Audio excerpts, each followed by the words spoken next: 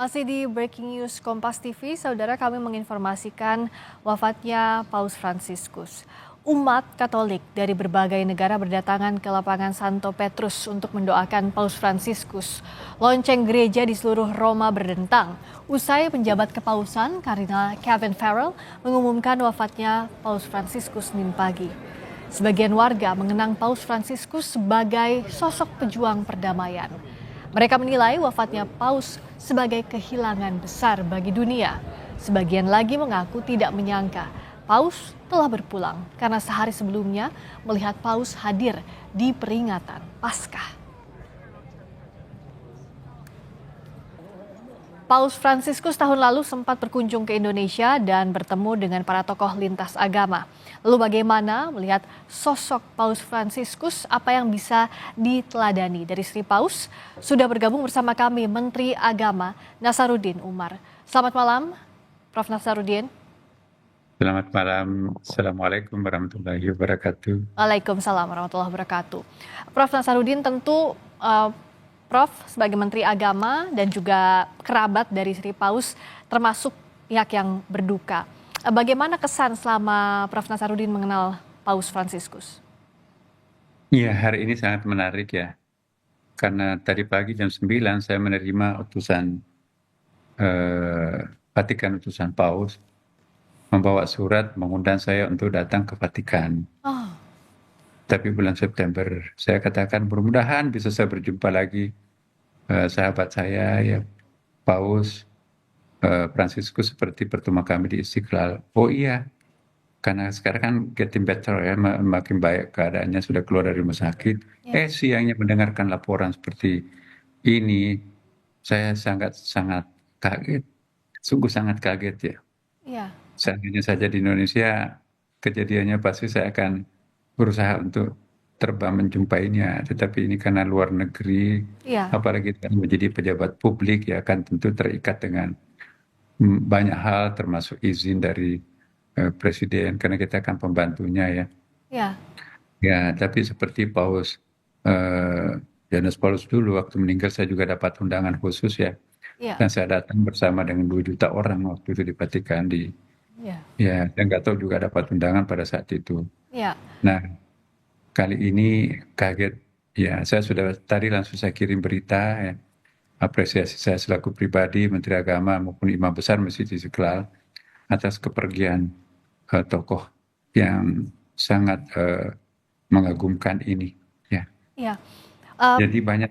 Mm, Tentu banyak kesannya ya. Kalau Menteri Prof Nasaruddin Kiai sebagai Menteri Agama juga Imam Besar Masjid Istiqlal, sejak kapan mengenal pribadi Sri Paus?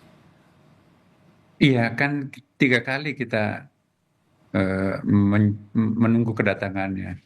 Pertama kali itu sebelum COVID, tapi karena ada COVID, ya lewat COVID itu baru rencananya akan datang, tapi waktu itu menjelang pemilu lagi kan. Jadi Ya, Vatikan tidak ingin terlibat nanti masalah politik. Jadi akhirnya kita tunggu itu, kemudian baru ketiga kalinya direncanakan dan di situ kami juga sangat kaget juga ya bahwa permintaan beliau itu banyak, tapi bukan merepotkan, tapi malah justru untuk meringankan. Pertama permintaannya tidak ingin menggunakan mobil mewah. Kami tawarkan Alphard, ya ternyata itu masih dianggap mewah oh, dan akhirnya pakai mobil yang murah itu, mobil kecil. Kemudian juga tidak ingin menggunakan hotel berbintang. Akhirnya juga dia tidurnya di kedutaan Vatikan. Kemudian juga dia tidak ingin menggunakan tenda yang mewah. Padahal kita sudah mau menyiapkan tenda yang VVIP di depan Istiqlal. ya, Tapi dia nggak mau menggunakan tenda yang mewah. Jadi tim advance itu datang, ini masih termasuk mewah Pak. Jadi 2 kali kami perlihatkan alternatif. Akhirnya kemah yang terakhir itu yang seperti ditayangkan dulu itu. Kemudian makanannya pun juga kalau disuguhi tidak ingin mewah. Nah, ya, eh, itu yang sangat terkesan buat kami. Ketika datang dengan mobil kecil, dengan di menggunakan kursi roda juga yang Iya. bukan kursi roda mewah ya, biasa. Mhm.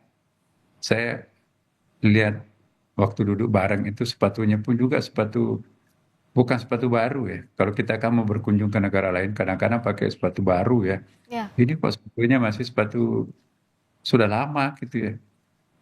Waktu foto sesi itu juga saya lihat songkoknya itu, Iya. pecinya peci sudah lama juga. Oh, Kemudian juga eh, aksesorisnya itu sederhana juga ya. Saya iya. melihat ada simbol-simbol, terutama kalau kita ke Afrika ya, simbol-simbol keuskupannya itu, salibnya itu sangat besar, emas, dan ternyata beliau tidak menggunakan yang semewah itu.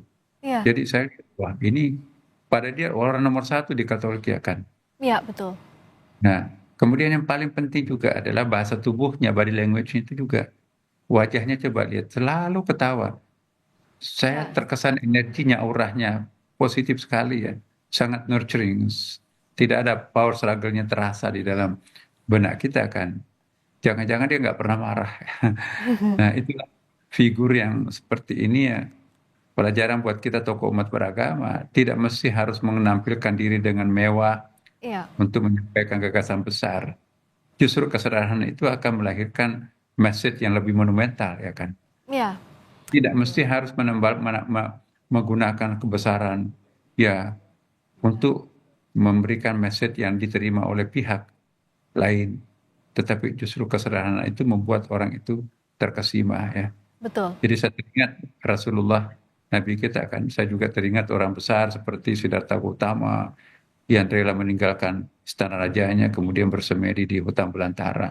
Makanya itu juga menjadi faktor kenapa agamanya sampai sekarang ini eh, masih masih bertahan. Iya. Nabi bukan main tuh ya. Iya. Jadi tokoh-tokoh yang penting itu justru besar di atas penderitaan, bukan dilahirkan dalam sebuah kemewahan. Iya. Walaupun juga ada yang lain, tapi ini poin yang kita perlu pelajari ya. Bahwa menjadi tokoh agama itu kadang-kadang tidak harus mengucapkan dengan bentuk kata-kata, tapi melemparkan senyum ikhlas, ya, Iya. menggenggam tangan orang pada saat berjabat tangan tidak mau melepas, itu Iya. menggores psikologis kita kan. Betul.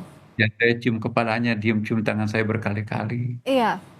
Iya, Betul. ini kan saya cium tangannya, itu betul-betul yang saya bayangkan itu mirip kepalanya bapak saya almarhum. Oh. Yang dulu dunia kemanusiaannya juga sangat kuat. Waktu zaman pemberontakan dulu dia kepala sekolah ya, sekolah rakyat pada waktu itu. Guru bantunya pada pergi semuanya. Kenapa?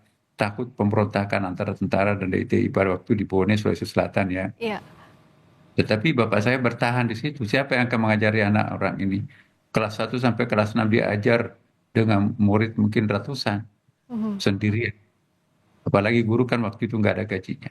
Iya. Nah, sama dengan Paus ini saya lihat mengorbankan, mewakafkan hidupnya. Bayangkan dia merelakan diri, tidak punya istri, tidak punya anak, Jadi memang untuk ya kemanusiaan demi didedikasikannya untuk begitu ya? kemanusiaan. Iya. Nah, Nah, jadi ini suatu hal pelajaran lesson learn yang sangat bagus untuk kita iya. semuanya. Kiai, kita sama-sama melihat gambar yang saat ini diputar waktu di Istiqlal. Tadi Hmm. juga Kiai sempat menyebutkan bahwa saat itu menggenggam erat tangannya Prof. Nasaruddin Umar, lalu juga sempat dicium keningnya oleh Kiai ya, Sri Paus, juga Sri Paus membalas juga mencium tangan. Bagaimana waktu itu kehangatan gestur dari Paus dan apa saja yang dibicarakan secara lebih intimate lagi, dengan lebih dekat lagi dengan Iya. Sri Paus? Luar biasa. Setelah dari sini nanti kita menuju ke terowongan silaturahim. Ya, di terowongan itu dia pegang tangan saya tidak mau melepas. Ada yang mau jabat tangan sehingga tidak sempat karena tangan kanannya kan dia pegang tangan saya. Iya. Saya jelaskan pakai bahasa Indonesia lalu diterjemahkan. Waktunya terbatas. Saya pikirin mengambil waktu saya pakai bahasa Inggris tapi nggak direspon. Ah. Terus ada bisikan dari belakang, Pak itu pernah hidup lama di Timur Tengah mungkin bisa bahasa Arab. Akhirnya saya bahasa Arab. Direspon. Oh. Akhirnya Iya.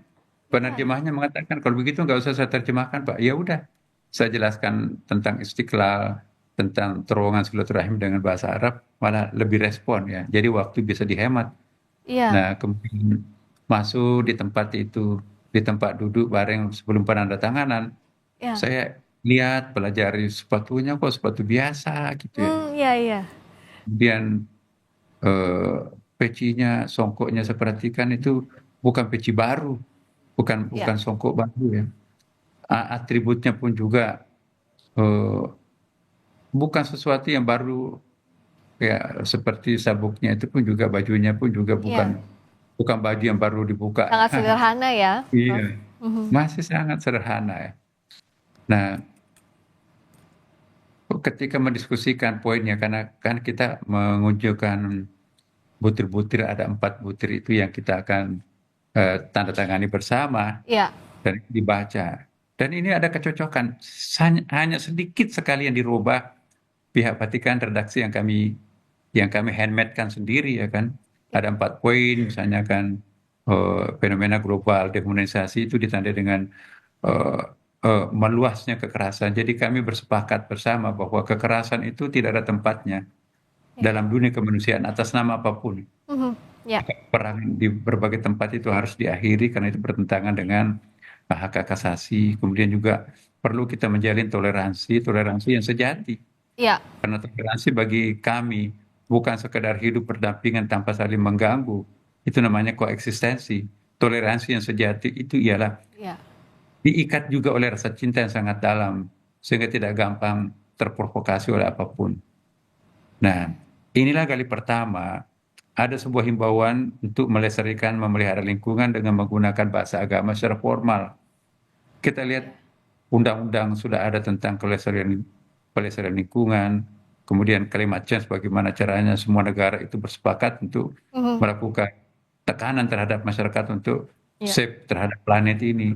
Tapi itu kelihatannya nggak mempan kan, kerusakan alam jalan terus. Iya. Nah, kami bersepakat berdua, bagaimana menggunakan bahasa agama yang menukik ke dalam hati seseorang bahwa merusak lingkungan itu juga dosa. Bukan Iya. dosa itu hanya menyakiti hati orang, tapi merusak tanaman, Iya. lingkungan alam, merusak, mencemari sungai itu juga dosa. Iya. Nah, sepakat kami dalam diskusi-diskusi kecil itu ya persis sama. Memang kan Iya. Nasrani dengan Yahudi, Islam itu kan sama-sama sebagai Abraham religion ya. Iya. Jadi tidak heran kalau persamaannya banyak. Betul. Nah, karena Iya. memang nenek moyangnya sama kan Nabi Ibrahim ya. Iya. Nah, jadi itulah. Dan saya juga sangat tertarik ketika membaca pernyataan persnya di beberapa tempat ya. Salah satu pernyataan beliau bahwa di antara kunjungan kami, lawatan kami, kesan yang paling mendalam itu ketika berkunjung ke Masjid Istiqlal. Ah, Kami bisa berjumpa dengan para tokoh agama dan tanpa ada perbedaan psikologis ya. iya. Dan mereka juga mengatakan bahwa dari ujung ke ujung ke Indonesia tidak ada sedikit pun gangguan, tidak ada sedikit pun eh, apa ya, Hambatan begitu ketakutan ya. dirasakan. Ya, iya. Iya. Dan itu dia merasa seperti dia merasakan he feel at home in Indonesia. Dia merasa seperti rumahnya sendiri di Indonesia ini. Iya. Nah, saya kira sebagai warga bangsa Indonesia, ya dengan kepergian sahabat kemanusiaan kita ini, patut kita juga mengungkapkan rasa berduka sedalam-dalamnya. Saya selaku pribadi sekali lagi dan Menteri Agama dan Imam Besar Iya. berkali-kali juga saya menghimbau kepada teman-teman kita semuanya, agama Iya. apapun agamanya, Betul. mari kita saling menghargai sesama tokoh umat beragama, supaya nanti juga yang lainnya menghargai untuk pimpinan agama yang lain. Nah, Iya. kalau tokoh agama itu kompak, maka insya Allah akan berdampak positif terhadap umatnya, ya kan? Iya, betul. Prof. Nasaruddin Umar, kita juga tahu bicara soal begitu seringnya Sri Paus menggaungkan soal kemanusiaan, berjuang dalam kemanusiaan termasuk masalah Gaza Palestina. Sehari sebelum Sri Paus meninggal, yang digaungkan adalah bagaimana menjaga kemanusiaan, sama-sama melawan, menentang segala hal yang merusak kemanusiaan termasuk perang di Gaza. Bagaimana Prof. Nasaruddin melihat ini? Keaktifan Iya. Sri Paus dalam mendukung kemanusiaan apapun agamanya. Salah satu tokoh agama yang paling sering menyuarakan penghentian perang di Timur Tengah, bahkan pernah juga menyebut kata-kata Israel agar menghentikan serangannya kepada anak-anak kecil, perempuan, dan orang-orang yang tidak berdaya. Itu adalah eh, Paus ya. Jadi bukan cuma mulutnya tokoh agama Islam melakukan himbauan seperti itu, tapi mulut Paus pun juga berkali-kali mengulangi pernyataannya, menghimbau agar peperangan yang ada di Ukraina dan Rusia dan juga Israel dengan tetangganya itu segera dihentikan. Karena itu tidak ada keuntungannya dari segi kemanusiaan. Ya, saya kira gitu, Mbak. Mhm. Dan bagaimana juga Prof. Nasaruddin melihat kita nilai-nilai yang ada yang sudah disampaikan oleh Sri Paus bisa diterapkan seperti tadi misalnya saat mengunjungi terowongan Istiqlal dan Katedral. Sri Paus dan Prof. Nasaruddin tampak sangat akrab sekali. Nah, apa-apa nilai-nilai yang bisa diadopsi oleh apapun agamanya, toleransi ini tetap dijaga dalam bentuk yang konkret. Iya, saya pribadi juga belajar banyak dari beliau bahwa seorang umat beragama yang ingin berwibawa jangan mendandani dirinya dengan kemewahan, Hmm, karena belum tentu itu diterima oleh hati nurani masyarakat. Justru penampilan yang sederhana itu yang akan melahirkan ketakjuban orang. Jangan membangun ketakjuban melalui kemewahan. Justru ketakjuban itu juga bisa dibangun melalui kesederhanaan. Itu yang poin yang sangat penting. ya, jangan membangun ketakjuban dari kemewahan. Pasca wafatnya Paus Fransiskus, apakah sudah ada komunikasi dengan Uskup Agung Jakarta maupun pihak Vatikan, Pak Menak? Oh iya, sering Pak ya. Jadi dalam forum-forum, misalnya forum di Bali, kami berkomunikasi dengan Vatikan juga. Hmm, Dan forum di Amerika, forum di Mesir, banyak forum yang kami menindaklanjuti deklarasi Istiqlal ini di beberapa ya, negara ya. Dan ini ada jadwal baru lagi ya, yang tapi ya nggak tahu nanti ini karena kita masih akan membicarakan banyak hal ya. tentang kita akan membuat semacam model training ya pada umat kita bagaimana melestarikan lingkungan ini dengan menggunakan metode agama gitu ya, bukan menggunakan bahasa politik atau bahasa undang-undang. Ya. Dan setelah wafatnya Paus Fransiskus, sudah ada komunikasi lagi dijalin dengan Uskup Agung Jakarta maupun pihak Vatikan? Iya, iya, Ya. itu pasti. Berapa kali saya berjumpa dengan duta Oh, besarnya di sini, kemudian juga di utusannya. Seperti tadi pagi juga, oh, ya, langsung ada Flores juga komunikasi ya berarti ya, iya. Pak Menak ya. Terakhir apa yang ingin disampaikan oleh Menteri Agama mengenang Sri Paus? Ya, pertama kepada umat Katolik khususnya, ya kami ikut berduka atas kepergian tokoh utamanya ya. Dan saya mohon kepada kita semuanya, ya berempati terhadap musibah yang dialami oleh saudara kita yang beragama Katolik. Apapun agama kita, mari kita respect. Kemudian yang kedua juga, mari kita mengambil keteladanan daripada poin-poin positif yang ada pada diri Paus ya, Fransiskus. Sekalipun agama kita berbeda, tetapi kan kebenaran itu universal. Ambillah kebenaran itu dari manapun kau temukan, itu hadis Nabi kan. Ya. Ya, ada hadisnya tegas ya bahwa hmm, kita bisa belajar kepada siapa juga. Utul bil ilmi walau bisin, sampai ke tanah Cina pun disuruh kita belajar ya. Eh, dan hikmah itu ada di mana-mana. Ambillah karena itu milik Tuhan, milik milik Islam yang tercecer. Ya. Ya itu banyak hadisnya. Jadi yang positif dari Paus tentu kita tidak ada masalah kalau kita teladani. Siapapun tokoh kemanusiaan yang lain, segala sesuatu yang positif itu adalah milik bersama, universal values. Oke, Pak, kasih. Dan luar biasa sosok Sri Paus meninggalkan kesan di berbagai tokoh termasuk juga terhadap Menteri Agama, Prof. Nasaruddin Umar. Kita sama-sama teladani apa nilai baik yang bisa diambil terutama dalam hal kemanusiaan dan Ya, kesederhanaan. Terima kasih sekali lagi atas waktunya Prof. Nasaruddin Umar, kasih. Menteri Agama sekaligus Imam Besar Masjid Istiqlal. Wassalamualaikum warahmatullahi wabarakatuh. Selamat malam.